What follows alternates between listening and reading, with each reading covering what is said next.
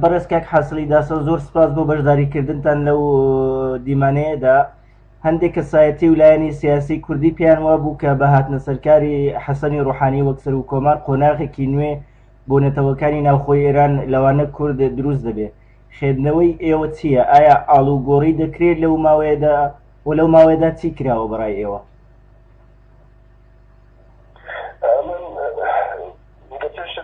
احترام والسلام هي اما واقعي اوي السعوديه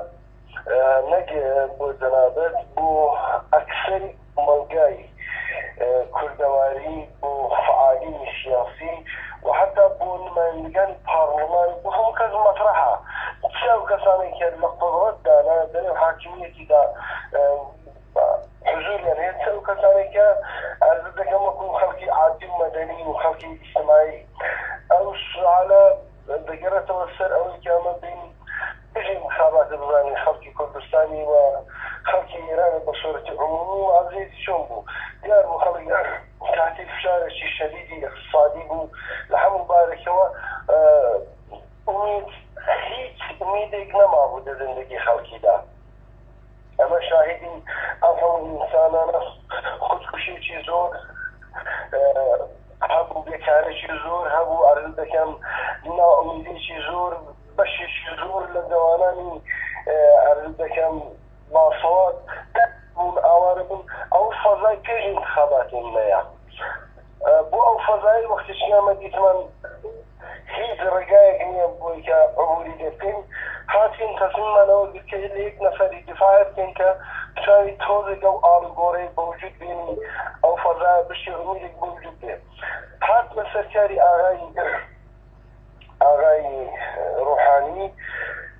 دیارە بەشێکی زۆری مەدیونی خەڵکی کورد و دەواغەدا ئەهلی سونەتی ئێرانێ یەکسێ و ڕێیەکانی خەڵکی کورد و ئەهلی سونەت دەوەتی ئەوە بۆ معنایە تەرکیبی قودرەتی ئەو دەوڵەتەیدا دەبا یەکسێ و خەڵکی کورد و ئەهلی سونەتیش حزوریان هەبا ئەمە ئەوەی بە داوای خۆمان دەزانین ممکنە هەرگیز نەماندنێ هەرگیز جوابی ئەو داوای من نەدنەوە ئەمما واقعیت قودرەتی ئەو دەوڵەتەیدا کورد و ئەهلی سونەت 5 ملیۆن 6 ملیۆن ڕایان داوەتێ لە شاری خۆی کە سەمنانە ئوستانی خۆی ئاغای ڕوحانی 40% ڕێی هێناوتەوە دەحاڵشدا لە کوردستانی نزیک بە 80% ڕێی هێناوتەوە گەمەمەدوان تارانیشی لەگەڵ بکەین دەر نەتیجە ئێستا من دەمەوێت ئەرزکەم کە کورد بە حەقەوە ئەو داوایە هەیە حتى ئەگەر ڕێیشی نەدەبات کورد داوای هەبووە وەکو شارۆندێکی ئێران وەکو ئینسانێکی نەواغەدان ئێرانی ئەو حەق و حقوقەی هەبوو ئەمە ئێستا حەقمان زۆرتر بەشداریمان کرد کورد دەگەر هەر کاندیدایەکی دیکە بە ئەو دە بۆ ڕێی جمهور وەڵا چونکە ئاغای ڕوحانی لەمە نزیکتر بوو ئەمە نخبەکانی کورد فعالین سیاسی ئەوانی وا دڵسۆزن ئەوانی وا ئەو خەڵکان دەرێک دەکرد نزیک بوون لە مەسەلەی هاتمان ڕێیماندا بە ئاغای ڕوحانی ئێستا ئاغای ڕوحانی دەبی جواب بداتەوە هەر ئەو پرسیارێک دەنابێت ئەمەش هەمانە ئاغای ڕوحانی هیچی نەکردووە بەچردەوە فعلەن هیچی نەکردو ئەمما نەشی کوتە نایکەم. بەڵێ کاک حەسەنی بەڕێز بەڵام لە راپۆرتی سەد ڕۆژەی ئاغای حەسەنی ڕوحانی ئاماژە بە هیچ شتێک سەبارەت بە نەتەوەکانی ناوخۆی ئێران نەکراوە لە هەمان کاتدا دیتمان لە ماوەی ڕابردوودا ڕێژەی لە سێدارەدانەکان زیادی کردووە لە ناوچەکانی بەلوچستان و خوزستان و کوردستان چالاکانی سیاسی سزای لە سێدارەدانیان بەسەردا سەپێنرا. ئایا ئەمە بە واتای کەپکردنی دەنگی چالاکانی ناوخۆ نییە؟ ئەرزم لە گزارشی سەد ڕۆژەدا درستە جەنابەت دەفەرمووی شتێک نەکراوە بە سوورەتی عەمەلی فعلەن هیچ نەکراوە حتا دا حقوقی شارەوەندیدا کە باسی کرد ئەمە اعتراضمان هەیە چونکە لەو حقوقی شارەوەندی دوو دانە خەت دەواغەدا بەندی 116 باسی ئەقوام کراوە و ئەوە لەو سەفحەیە حقوقی شارەوەندی زۆر چەمامن داوام لە هەموو ئەو کەسانی کە سەعات قەڵەمن سەعات فکرن حقوق دانن بە جوورێکی ئەحساسی مەسئولیت دەکەن نسبەت بە مەسەلەی كورد نسبة بأقوام إيران نسبة بعرب أهل السنة داو تكتو كوارد سايت كامل وأنا زي خامزن ديار ما نجي جامون داوكا شلون ما نكيب كان أو حقوق شهروندي تكمل كرتين أو مسألة إعدامنا أما ودوكي وسينا دقر دولته قسمان کرد دیاره به خودم بزن که دولت یک بخش لا قدرتی وانشه قدرتی این که ایران هیا قدرت لزگاه که امن فيما او دولتا او که قسمان لگر کردو هر واقعیتش اوه که او دولتا قدرتی او این پیش به زندانی یا کاری قوه قضاییه بگی فقط دچانید چی دگره مطرح که او قولان بمداوه وانو بسن حضور في ذلك كانوا أردتم أو تندو تيجي كبوجود هاتو مسألة إعدامان ثاني نارولاتي خلقي أواني جوكما دقرما هم صدقوا همدان بنو رأي بجيمن أجر شيء أولا مسؤوليتي دولتي كم ناكذا چونك الشوراي عالي أمنيتي لي رئيسي أو شوراي غير رئيس جمهورها رئيسي أو شوراي كرئيس جمهورها تندانا وزيريش وكو وزيري أرد كم كشوار وكو وزيري أرد كم دفاع هر غير رئيس جمهور لأن برأي قوي قضايا وبخشكان كالسفارة مش كده أما دائما أو بوكا لا اشتراء عادي أمنيتي ملي مسألة مكان برا سيكن بيش أو شيء بشيرت و مرحلة تخفيف بدأت دو مدازنا فهم دا بوي كفضاي كل سنة تلكيف بكرت و أو أميدو آرزو دواغدا خوشي كدبلي خلقي دا هيو حتى بخاطر أمر يعني أو مشاركة الزوري كخلقي كل سنة أنزامي أمداني سبب انتخاباتي أو فاسوخي شي دروزنا ودي بفاسوخي شي شايسة تربزيرتو و نيلن أفرادي بارعام أفرادي تمر وأفرادش كواعد عندي أفضل شوف فضاي كل سنة تيجي تندو تجيها بتولو تندو تجي رنجا منافعي مادي ومنافعي دي كشي تدابت كشي وأنا بشيله أمنتهم يا دولة وارد بوا أن تكشي أويك مثلا صدق داناني أستانداري حتى السكا أو وجهك توصل كل سنة نشان ده عنده وكيس فعلا جابي اعتراض كان مدراوته كان داوما نويا وصاندار كردي تبع لجنسي أو خلقي دي أمن جوادار من أميد نبونا أما واقعي ويحمش تقدر درسي أو دولتي داني و دبين ما يمجاني مزدسش حاولي بدن بات وزيبوي كالزيقاي وان زيقاي شي دواغدا قانوني وأوان لقوية شي كانت دسان لقى الرئيس قوية قضائية دانشن ومسألة حل كان چونك زور شتحي لكردستاني رنگ بوانا بكو جرم كاذب كان تعالوا جابوا كردستاني عادية أمن بونمونا أو مصانا مدعوة كان الزور دي عندنا مثلا زندباز كل كردستان رنگ كابراشي سناني اگر قاضي بيت لكردستاني يا كابراشي سناني اگر الاداره اطلاعات بيت لكردستاني او شتي درج نكا بلان اما دزانين زندباز كل كردستان هيز نابي نا جرمي سياسي بينا اصلا تبعات يبي ونابي هريج كز بخاطر باين بكريت سبقا بوي كمثلا مقبعنيتي كابي يمكن ادير دايا كاما اصرار مان هيا كمسؤولين كردستاني دي بكسانك بنكا لفرهنج كردستاني حاربا ولقلو خلقي جوربا بوي كبارهم او مسائلانا كم تلبتو كاري قوي قضائي روان تلبي داير دولة بيجنا هذا كان مرة تاوكا يعني نلسان هذا من ضبط حكومات بله کاک حاصلی برز لماوی رابردو دا برز بارزانی سردانی باکوری کردستان و ترکیه کرد بارزانی ام سردانی بارزانی لمیدیاکانی ترکیه و ناوچەکە دەنگدانەوەی زۆری لەسەر کرا پێتان وایە سەردانەکەی بارزانی کاریگەری لەسەر پرسی کورد لە ئێران دەبێت؟ والله كاما مثلا ما ندير هما براسي شفنا ما حساسية الشوى توما لا او سفري ذكر لو انت كرد حضوري هليت لا او يعني كتصميم الجيرات او دي خوش حالي اما دما خوشا كل هم زي شي ممكن خوي هبي وتاثير جزاري ادير دا نفسي سفركا وحضوري بي نتنها منفيني بلكو مثبتة أما نجراني أوينا كرد وكو بلام سير تولم كينك وكو وزن دواخدا خاصي أويكي كل شيء كي بي بشجنوا تاولة كليت كان أول جاي نجراني بلا حرشندي كل ذكاني تركيا بطرفي ديمقراطي قرم هالبين نوا حق حقوقي وان عرض دكم تنظيم بكريت بقانون أساسي ده حرشندي أوان كتوان دنيان بارد فسكنوا أوان ده تأثيري لسر خلقي كردستاني إيراني الشيء أما وعزيات وعروقورش كلا كردستاني تركي بيتقوري يا هاتو تقول حتى سفري كاق مسعودي بو وانك تركي او دانشنان او استقبالي كذكرة اما او ما ندير معاوني افضل رئيس جمهوري وقت مصالح نوا لزور جان باسي لكن الله اقول تركي او كارك نوا انقول دليل الان وفشتركة ونبري اما لوان كمتر مان هديد يا دليل دعواما او كمسؤولين جمهوري اسلامي دبي توجيه شيء زورتر كان خارجي كردستان تركيا يسا وايد هادو كانوا بحسرته وتاز الزندگي واندكين اولا ما راح اكتب هم جلسات في المدار او قصار بعض ذكرين وهم تاثيري بلسر مدانا وهم اما كارشتكين او تاثيري بلسر مسؤولين مش دابين بلا او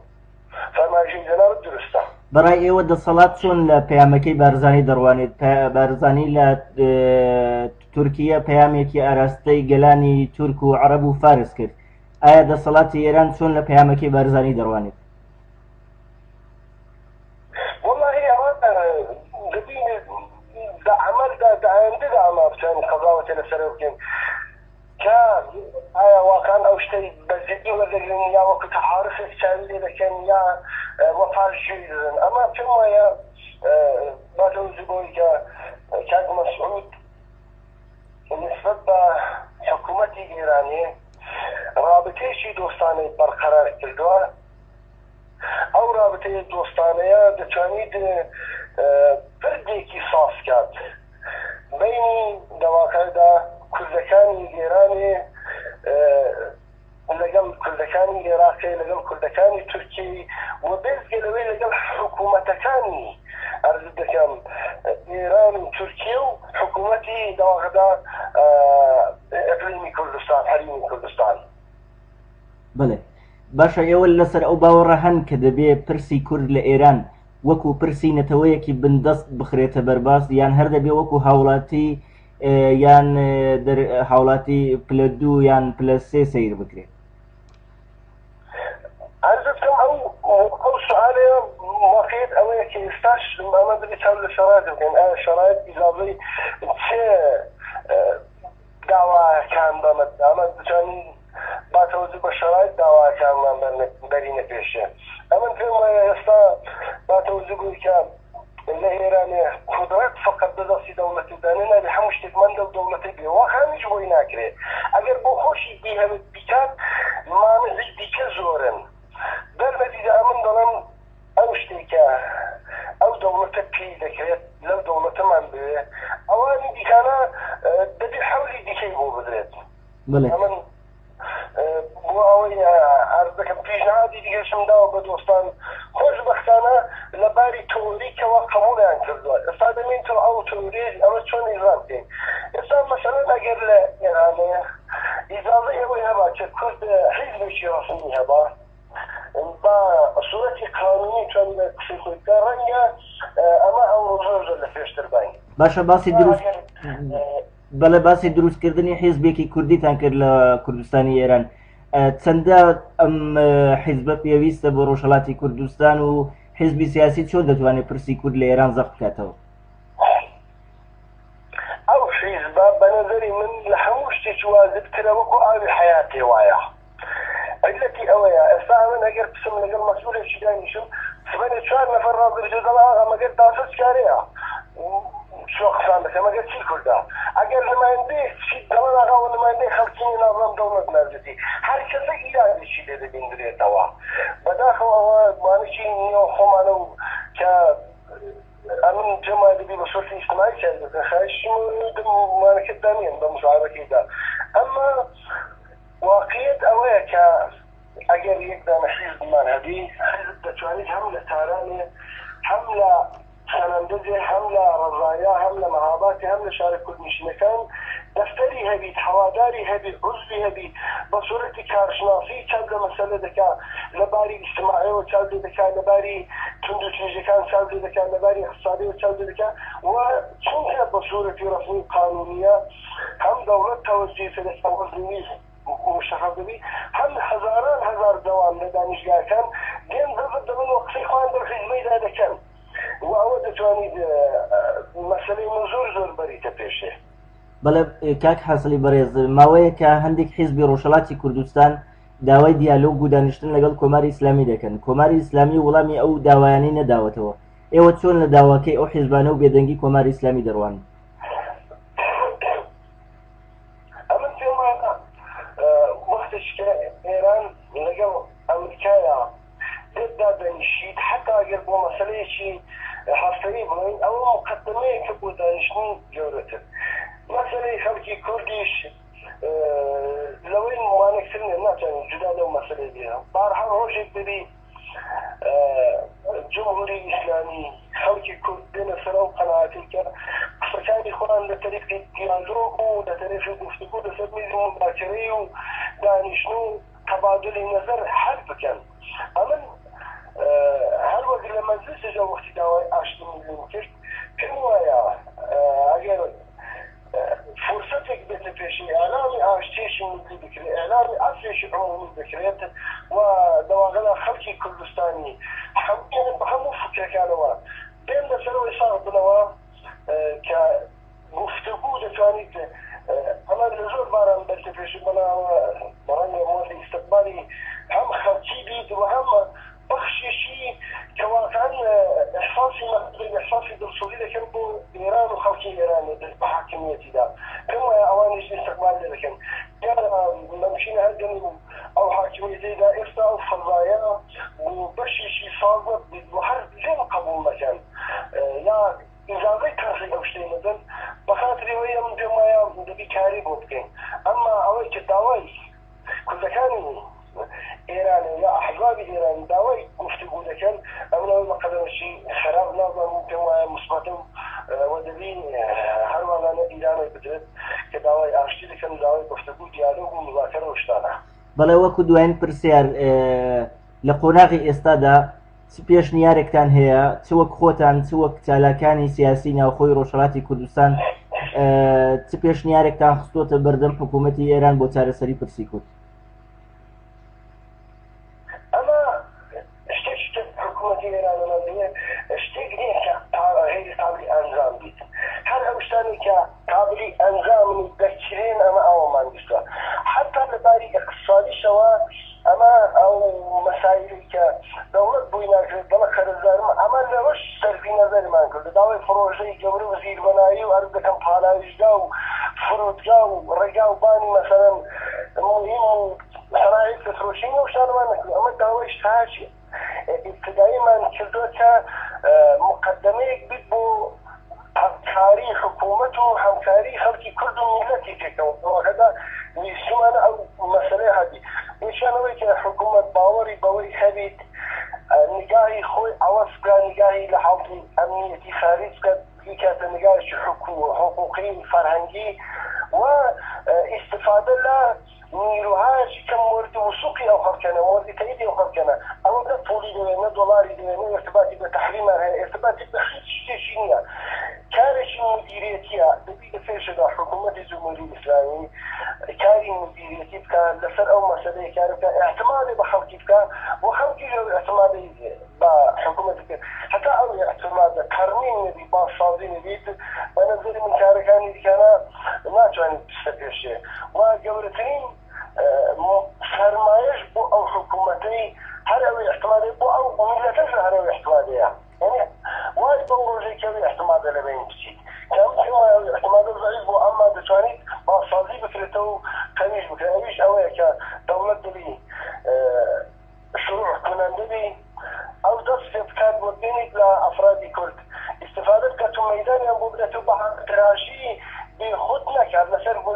شتێکی دەواقعدا